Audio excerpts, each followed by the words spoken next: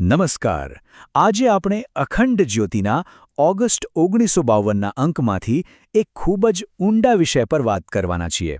એ વિષય છે સત્ય અને અસત્ય વચ્ચેનો સંઘર્ષ, જે હંમેશાથી ચાલતો આવ્યો છે. તો ચાલો આખી વાતને બરાબર સમજીએ. આપણે શું શું જોવાના છીએ? પહેલાં તો એ જોઈશું કે સત્યને લઈને આટલો વિરોધાભાસ કેમ છે. પછી જે લોકો કપટ કરે છે એમના મનમાં શું ચાલે છે એ સમજીશું. અને છેલ્લે આ બંને રસ્તાઓ આપણને ક્યાં લઈ જાય છે એના પર પણ નજર કરીશું. તો શરૂઆત કરીએ એક બહુ જ મોટા વિરોધાભાસથી, જે આપણા સમાજમાં સત્યને લઈને જોવા મળે છે. આ લેખ એક બહુ જ મૂળભૂત સવાલથી શરૂ થાય છે, અને સવાલ એ છે કે જો બધા જ સત્યની આટલી પ્રશંસા કરે છે તો પછી બહુ ઓછા લોકો એના પર ચાલે છે. આવું કેમ? અને આમાં સૌથી મોટી વિડંબણા તો એ છે કે જે લોકો બીજાઓ પાસેથી સૌથી વધુ સત્યની અપેક્ષા રાખે છે એ જ લોકો ઘણીવાર સૌથી વધુ કપટી હોય છે. કારણ બહુ સીધું છે, આપણે નથી ઈચ્છતા કે કોઈ આપણને છેતરે. તો ચાલો હવે આ વિરોધાભાસ પાછળ શું માનસિકતા કામ કરે છે એને સમજીએ. જોઈએ કે એક ધૂર્ત કે ચાલાક વ્યક્તિના મનમાં શું ચાલી રહ્યું હોય છે. જુઓ, અહીં એક ચાલાક વ્યક્તિના મનમાં ચાલતો દંભ સ્પષ્ટ દેખાય છે. એમને ભોળા, સરળ અને વિશ્વાસુ લોકો ગમે છે, એટલા માટે કે એમને છેતરવા સહેલા પડે. જ્યારે એ પોતે કેવો રસ્તો અપનાવે છે? કપટ અને શંકાનો. ખરેખર તો છેતરપિંડીનો આખો ખેલ પ્રામાણિક લોકો હોય તો જ ચાલી શકે છે. એકવાર વિચારો, જો બધા જ ધૂર્ત હોય તો પછી એમની ચાલાકી કોના પર ચાલશે? કોઈ કોઈને છેતરી જ નહીં શકે. પણ સવાલ એ છે કે અસત્યનો રસ્તો આટલો આકર્ષક કેમ લાગે છે, ભલેને આપણે જાણતા હોઈએ કે એ ખોટો છે? ઘણીવાર કેવું થાય છે કે સાચું બોલવાથી તરત જ કોઈ નુકસાન થઈ જાય.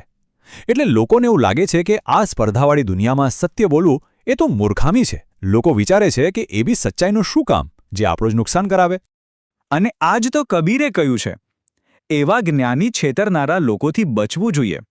એ લોકો સત્યના ઉપદેશ તો બહુ મોટા મોટા આપે છે, પણ પોતે જૂઠું જીવન જીવે છે.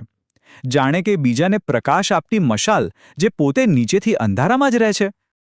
આને સમજવા માટે એક વિદ્યાર્થીનું ઉદાહરણ બરાબર છે. પરીક્ષામાં નકલ કરવી એ શું છે? એ કામચલાઉ લાભ માટે જૂઠાણું પસંદ કરવા જેવું જ છે. એને લાગે છે કે આ એક નાનકડા જૂઠથી બધું બરાબર થઈ જશે. અને આ જ વિચાર આપણને દ્રશ્યમાન અને અદ્રશ્યમાન પરિણામોના મુખ્ય મુદ્દા પર લઈ આવે છે. સત્યનો ફાયદો તરત જ કેમ દેખાતો નથી? તો આ જ તો સંઘર્ષ છે.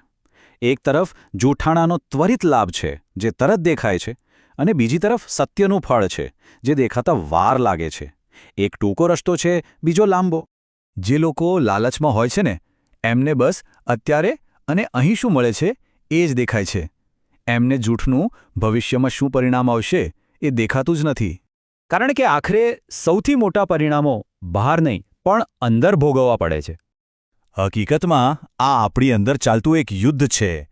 એક તરફ છે સ્વાર્થ, જે આપણને જૂઠ તરફ ખેંચે છે, અને બીજી તરફ છે પરોપકાર, જે આપણને સત્યના માર્ગે લઈ જાય છે. જે વ્યક્તિ સત્યના માર્ગે ચાલે છે ને, એનો અંતરાત્મા જ એનું હોકાયંત્ર બની જાય છે. જો એનાથી કોઈ ભૂલ થઈ જાય તો જ્યાં સુધી એ સુધારે નહીં ત્યાં સુધી એને ચેન પડતો નથી. અને આ જ સૌથી મોટી આધ્યાત્મિક અને મનોવૈજ્ઞાનિક દલીલ છે. ભલે આપણે આખી દુનિયાને મૂર્ખ બનાવી દઈએ, પણ આપણો પોતાનો આત્મા એને ક્યારેય છેતરી શકાતો નથી. એ બધું જ જાણે છે. કપટ ભરેલું જીવન જીવવાથી ખૂબ મોટું આધ્યાત્મિક અને માનસિક નુકસાન થાય છે. એક એવી આગ અંદર સળગતી રહે છે, જે હૃદયને બાળે છે, આત્મબળનો નાશ કરે છે, અને મનમાં લોભ, ઈર્ષ્યા અને ગુસ્સો ભરી દે છે.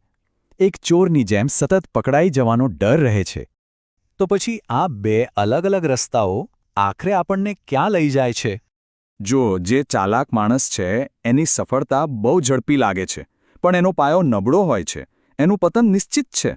જ્યારે સત્યના માર્ગે ચાલનારની પ્રગતિ ભલે ધીમી હોય, પણ એ મજબૂત અને સ્થિર હોય છે.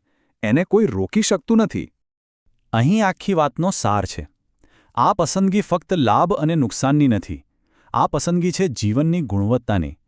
અસત્યના માર્ગ પર ભલે ગમે તેટલો વૈભવ હોય, અંદર નરક જેવી પીડા હોય છે. અને સત્યના માર્ગ પર ભલે ગરીબી હોય, અંદર સ્વર્ગ જેવો આનંદ હોય છે. તો આ વાત આપણને એક અંતિમ સવાલ પર લાવીને ઊભી રાખે છે. આપણા કર્મોનું સાચું મૂલ્ય શું છે? જે બહાર દેખાય છે એ સફળતા કે પછી જે અંદર અનુભવાય છે એ શાંતિ? વિચારવા જેવો પ્રશ્ન છે.